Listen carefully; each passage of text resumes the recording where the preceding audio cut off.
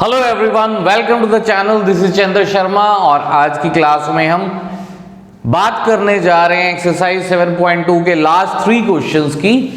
तो 8th question में कहता है if A and B are this and this, point A और बी के कोऑर्डिनेट्स गिवन है, find the coordinates of P. P point के कोऑर्डिनेट्स फाइंड आउट करने such that AP is equal to 3/7 AB and P lies on line segment AB। कोई point P है जो line segment AB पर लाई करता है, हमें P के कोऑर्डिनेट्स फाइंड आउट करने हैं, ये गिवन है हमें AP is equal to 3/7 of AB। ठीक है, बहुत अच्छा क्वेश्चन है, इंपॉर्टेंट क्वेश्चन में से काउंट होता है, इजी एंड इंपॉर्टेंट क्वेश्चन।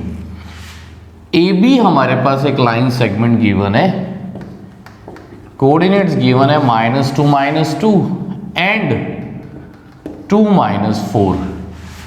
कहीं कोई पॉइंट P लाई कर रहा है यहां पर, जिसके हमें कोऑर्डिनेट्स फाइंड आउट करने हैं, जिसके लिए AP इक्वल गिवन है 3/7 ऑफ AB के, ये दिया हुआ है।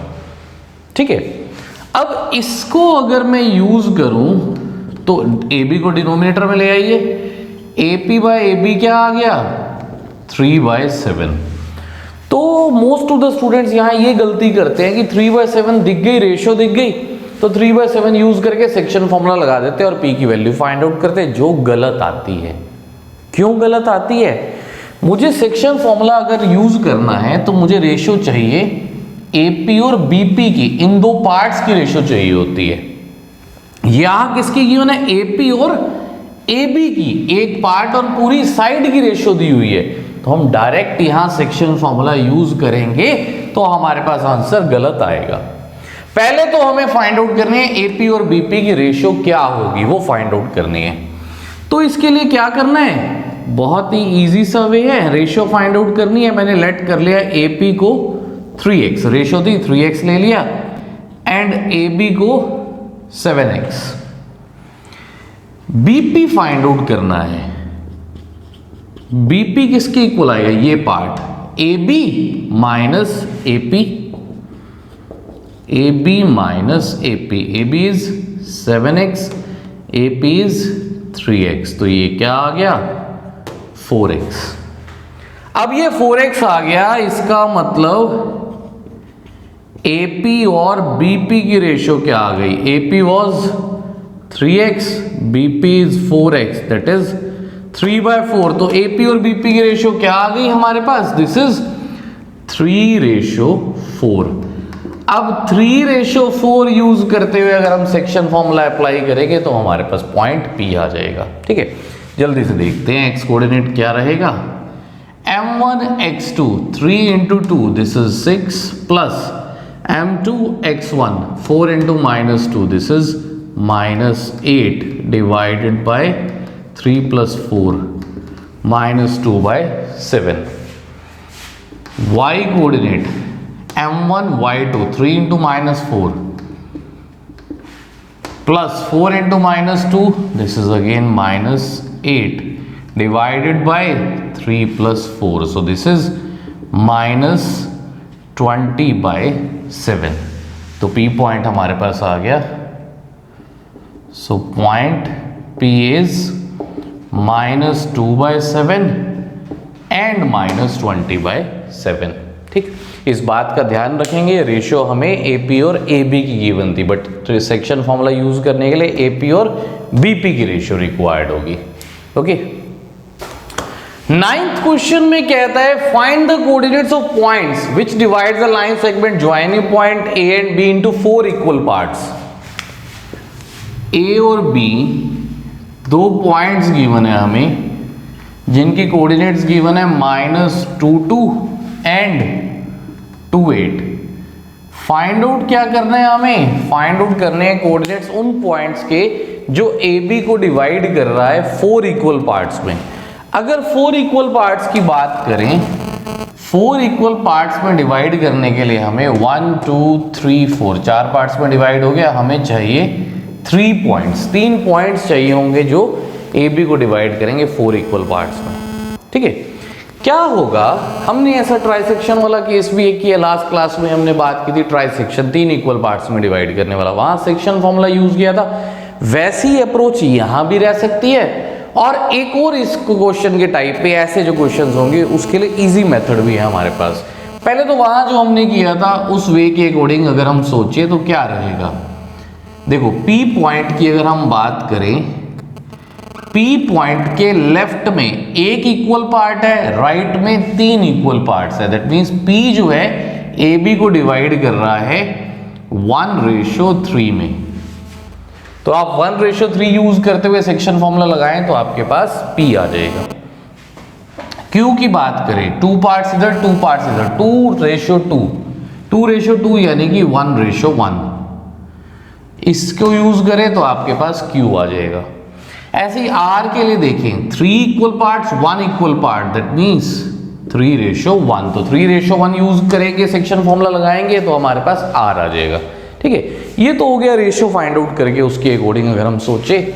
अब जो दूसरा वे है हमारे पास, जो इजी वे आपको मैंने बताया, क्या कर सकते हैं, जो Q पॉइंट है वो A और B का मिड पॉइंट है, 2 इक्वल पार्ट इधर 2 इक्वल पार्ट इधर। तो अगर हम AB का मिड पॉइंट फाइंड आउट कर लें वो आ जाएगा Q। अब अगर Q के कोऑर्डिनेट्स आपके पास हैं, आप A और Q का मिड पॉइंट फाइंड आउट करिए। A और Q का मिड पॉइंट क्या आ गया, P, एक पार्ट इधर एक पार्ट इधर, यानी कि P जो है AQ का मिड पॉइंट है। ऐसे ही B और Q में अगर हम मिड पॉइंट फॉर्मूला लगाएं तो हमारे पास R आ जाएगा। ठीक है, तो मिड पॉइंट फॉर्मूला लगाएंगे हमारे पास सारी वैल्यूज आ जाएंगी। ओके, इसी के अकॉर्डिंग हम कर रहे हैं। सेक्शन फॉर्मूला वाला का वे हम देख चुके हैं ऑलरेडी ट्राइसेक्शन में, वो आप कर सकते हैं। अब यहां देखिए, तो मिड पॉइंट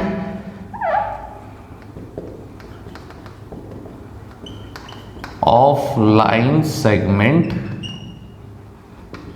AB का मिड पॉइंट जो है that is Q।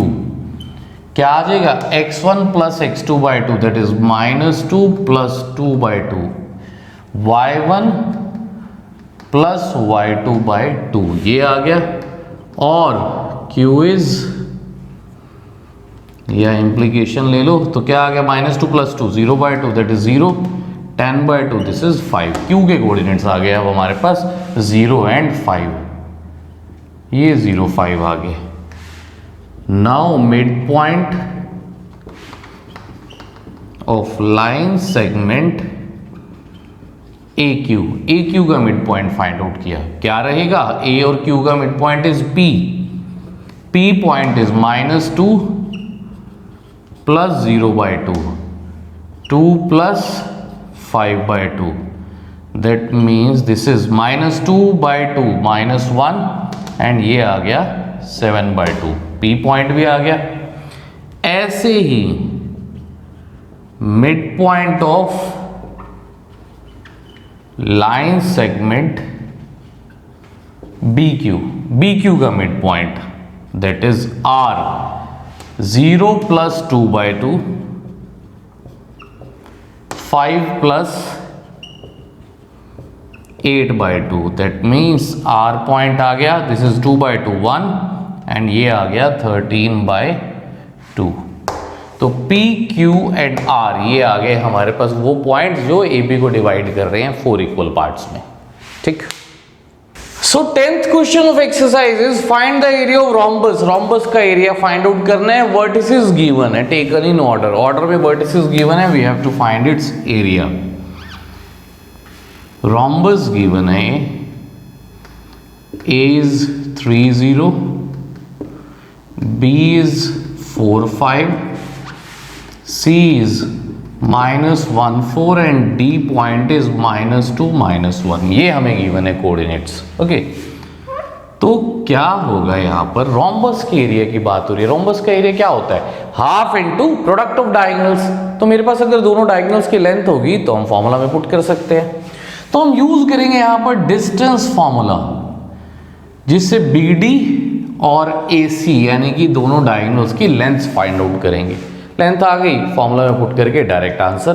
Okay, so AC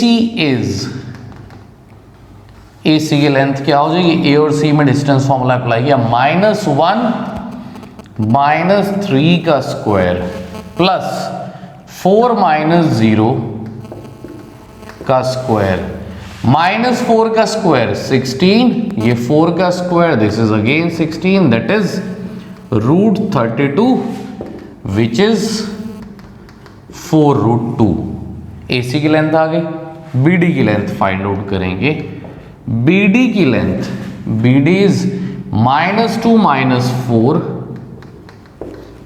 का स्क्वायर प्लस -1 -5 का स्क्वायर -6 का स्क्वायर 36, अगेन -6 का square 36, this is √72 which is 6√2।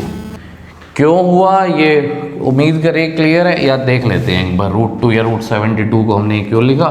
√72 है, 72 के फैक्टर्स हमने बना लिए, ये फैक्टर्स आ जाएंगे इसके, ठीक है। क्या होता है स्क्वायर रूट फाइंड आउट करना, तो हर पेयर में से एक टर्म बाहर आ जाती है। ये पेयर है 2 और 2 का, एक 2 बाहर, 3 और 3 का पेयर बाहर, जो बिना पेयर के रह गया वो अंदर ही आ जाएगा। तो ये क्या आ गया 2 × 3 दैट इज 6√2, ठीक है। बेसिक चीजें, फिर भी कुछ स्टूडेंट्स को डाउट रह जाता है। तो अब डायगोनल्स की लेंथ आ गई, area of rhombus ABCD is half into AC into BD.